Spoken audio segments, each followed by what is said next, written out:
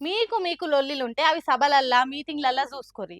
అంతేగాని అభిమానంతోని ఆళ్ళేదో ఫోటో పెట్టుకొని చిన్న చిన్న దందాలు జేసి బతుకెళ్ళదీస్తుంటే ఆళ్ళ పొట్ట మీద కొట్టకుర్రి సారు. అగో! ఏమైంది పిల్ల గంతగనం బాధపడుతున్నావు అని చూస్తుర్రా? పాపం గీ అన్న పరిస్థితి అంత ఘోరం చేసిర్రు గదా అనుల్లా. కేటీఆర్ సార్‌కు ఫ్యాన్స్ శానా మంది ఉన్నారని మనందరికీ తెలుసు. ఇక ఆళ్ళ అభిమానం ఎట్లుంటదో కూడా శానా సందర్భాలల్లో చూసినాం కూడా. అట్లనే సిరిసిల్లల కేటీఆర్ ఫోటో పెట్టుకొని ఒక అన్న షాయి బండి నడుపుకుంటా కాలమెల్ల తీసుకుంటుండు. మళ్ళా సర్కారోళ్ళకి ఎందుకు కోపం వచ్చిందో గాని పాపం ఆయన పరిస్థితి ఎంత అధ్వానం చేసిర్రో చూడుర్రి. కేటీఆర్ ఫోటో పెట్టుకున్న మెయిన్ కారణం కేటీఆర్ ఫోటో పెట్టుకున్న వాళ్ళ కనుమండిది. అద్దకు మించి ఏం లేదు. ఎందుకు కేటీఆర్ నా ప్రేమ, నా ఇష్టం, నాకు మా అన్న అనుకో.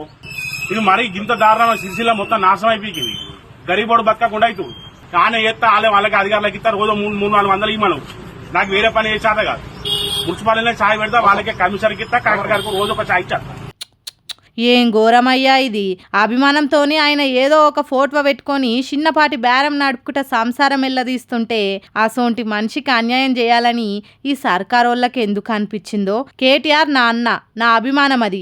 అంత మాత్రం దానికి ఇట్లా నా బతుకు శినిగినిస్తరాక లెక్క చేస్తే నా పరిస్థితి ఏం కావాలే అని రోడ్డెక్కింది అన్న. అంతేకాదు నాకు ఏదో ఒక బతుకు తెరువు చూపియ్యుర్రి, లేకుంటే నా ఇల్లు గడవది అని కుత్కెలు నొయ్యంగా మొత్తుకోబట్టిండు. ఇదే ముచ్చట కేటీఆర్ సార్ చెప్పుకుంటా ట్విట్టర్లో కూడా పెట్టిండు. ఇక ఇది చూసినాక చాలా మంది ఆ అన్నకు జరిగిన అన్యాయాన్ని చూసి మస్తు బాధపడుతుర్రు. ఇంకా కొంతమంది అయితే కేటీఆర్ ను చూస్తే రేవంత్ రెడ్డి కొనుక్కుతున్నట్టుంది, అందుకే ఇట్లా చేస్తుండు.